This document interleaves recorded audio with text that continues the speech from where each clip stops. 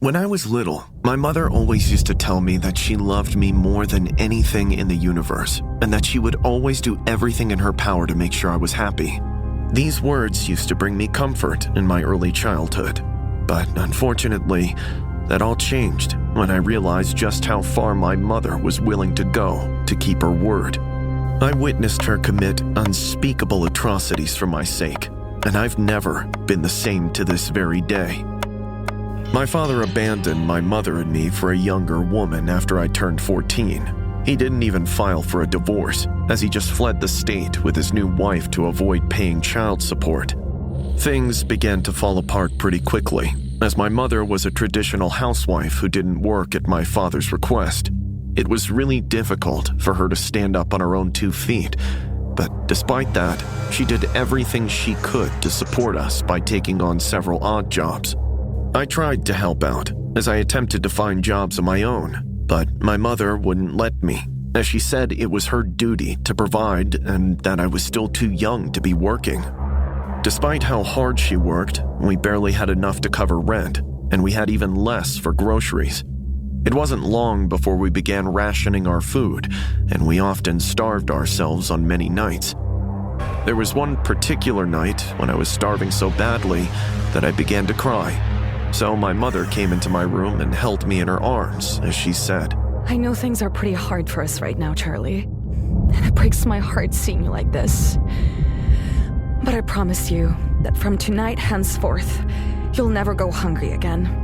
I have a plan, and once I carry it out, we'll go back to having full plates for dinner like we used to. I could tell my mother was just trying to comfort me, as even at that young age, I knew just how bad things were. We still hadn't paid the rent, and I knew there were still many hungry nights ahead of us. However, my mother had this disturbing look in her eyes, and to my surprise, she kept her word, as we had full plates of dinner the following night. While I was ecstatic to eat, I couldn't really tell what type of protein was on my plate, and I remember asking my mother about the mystery meat. Hey, Mom, what type of meat is this? I don't recognize the texture or taste, and how did you get so much of it? My mother then calmly looked at me and said, There's no need to worry about where the meat came from or how I got it, Charlie. Just be grateful that we now have more than enough to eat for dinner, just like I promised. I could tell my mother wasn't going to tell me the truth, and even though I was worried, I scarfed it all down as I was starving. However, even though I ate it all, my gut kept telling me that something was wrong. The following nights, my mother returned with the same bags of mystery meat, and every time I tried to pry, she would look at me with an eerie smile before uttering the words, Bon appetit, Charlie. I thought about leaving things be, as even though I didn't know the origin of the mystery meat, we weren't starving anymore. But my curiosity kept eating away at me inside. So one night, I decided to follow her. I trailed my mother after she left the house, and it only took a couple of minutes before I uncovered the horrific truth behind the mystery meat. I watched in horror as my mother lured a stray dog that I'd seen around the neighborhood into a dark alley. I can't bring myself to recount the morbid atrocities my mother committed against that little animal with a large cleaver. I threw up all over myself, and I ran back home crying.